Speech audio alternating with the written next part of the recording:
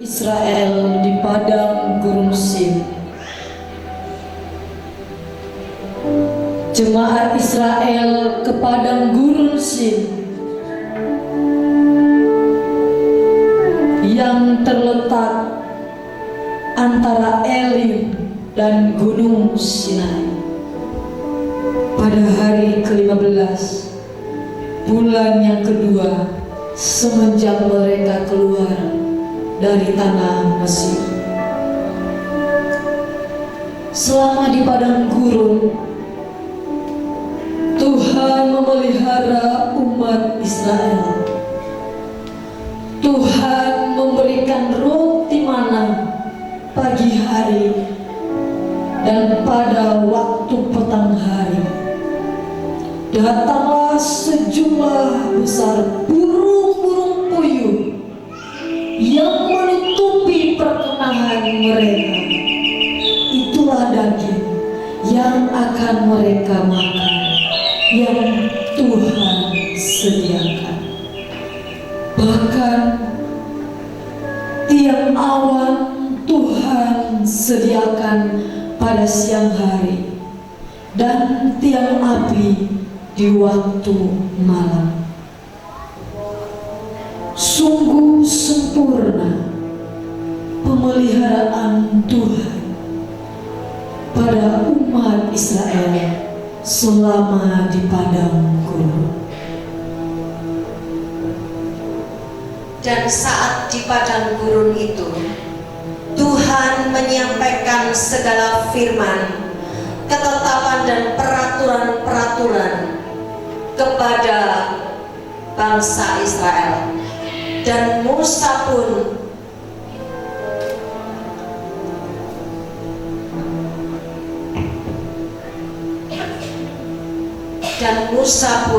membacakan kitab perjanjian itu.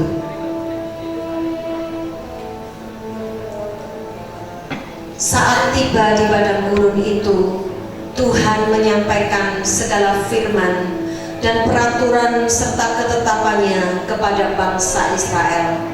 Dan Musa pun membacakan kitab perjanjian itu. Setelah Musa selesai membacakan kitab perjanjian itu, kemudian Musa mengambil darah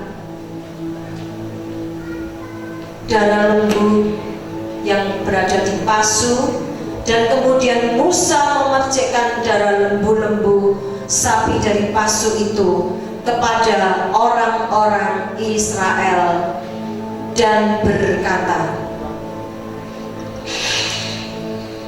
darah ini meneguhkan dan memeteraikan perjanjian yang telah dibuat.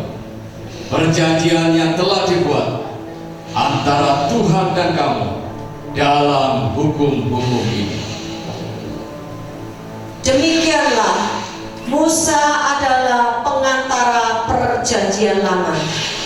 Musa adalah pengantara perjanjian lama, yaitu perjanjian antara Tuhan dan umat Israel di padang gurun saat itu, di mana umat Israel berjanji setia akan mendengarkan dan melakukan segala firman Tuhan. Dan saat di padang gurun itu, Tuhan memberikan 2 loh batu yang ditulisi oleh jari Allah sendiri. 2 loh batu yang berisikan hukum dan ketetapan Allah, yaitu 10 perintah Allah. Namun karena sifat ketidaksetiaan dan sifat tegar tengkuk serta dekilan hati dari umatnya Israel, 2 kali 2 loh batu itu diberikan. Yang pertama, saat Musa diutus naik ke Gunung Sinai setelah 40 hari 40 malam, pun memberikan 2 loh batu yang pertama.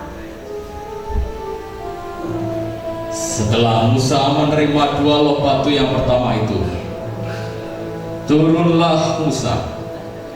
Namun apa yang terjadi?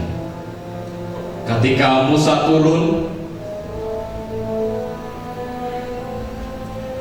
didapatinya umat Israel membuat anak lembu tuangan dari emas.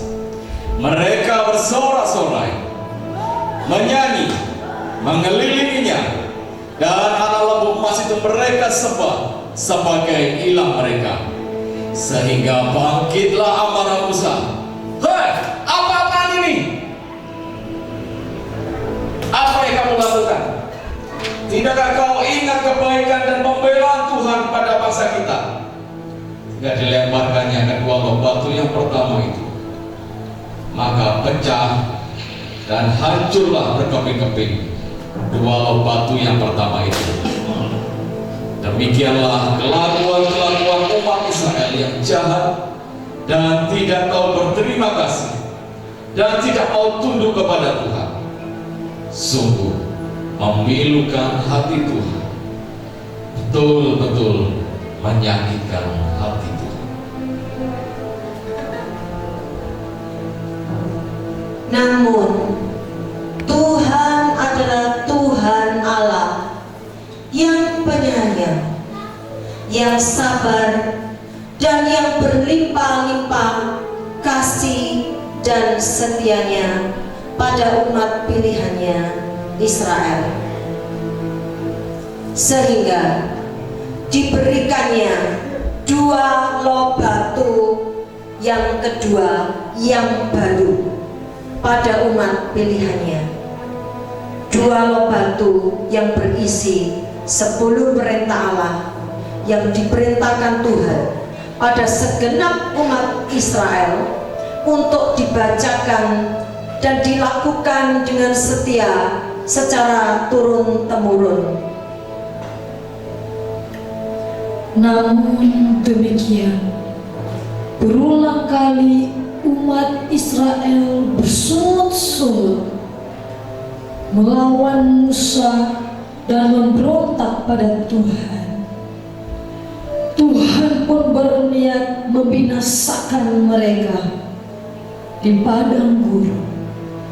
Namun Musa memohon ampunkan dan mengenakan hati Tuhan. Tuhan pun mengampuni dan akhirnya berjanji untuk menyatakan kasih dan setianya pada umat pilihannya, mengingat perjanjiannya pada Abraham, Ishak, dan Yakub. Sehingga berfirmanlah Allah, Aku akan menjadi Allah bagi segala kaum keluarga Israel, dan mereka akan menjadi umatku. Aku mengasihi engkau, hai Israel, dengan kasih yang kekal. Sebab itu aku akan melanjutkan kasih setiaku kepadamu.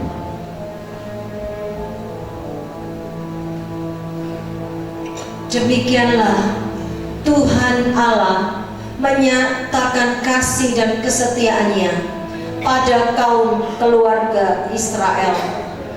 Sesungguhnya akan datang waktunya, demikianlah firman Tuhan, Aku akan mengadakan perjanjian baru dengan kaum Israel dan kaum Yehuda, bukan seperti perjanjian yang telah kuadakan dengan nenek moyang mereka pada waktu aku memegang tangan mereka untuk membawa mereka keluar dari tanah Mesir. Perjanjianku itu telah mereka ingkari. Perjanjianku itu telah mereka ingkari. Meskipun aku menjadi Tuhan yang berkuasa atas mereka. ya demikian perjanjian Tuhan dengan umat Israel di padang gurun mereka ingkari.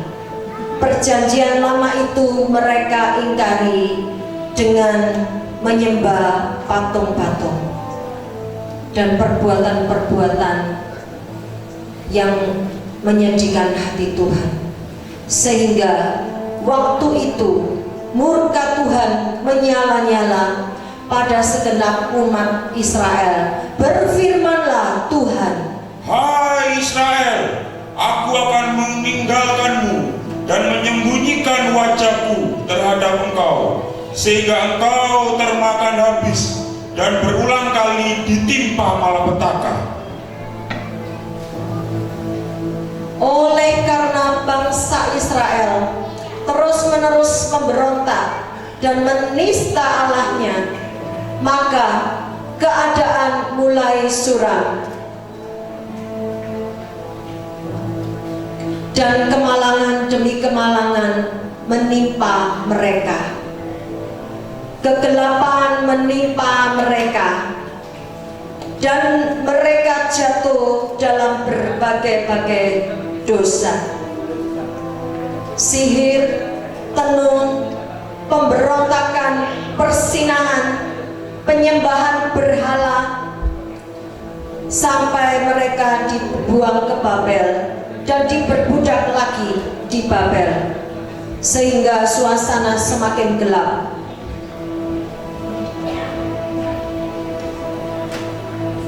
Dan keadaan menjadi gelap dan gelap.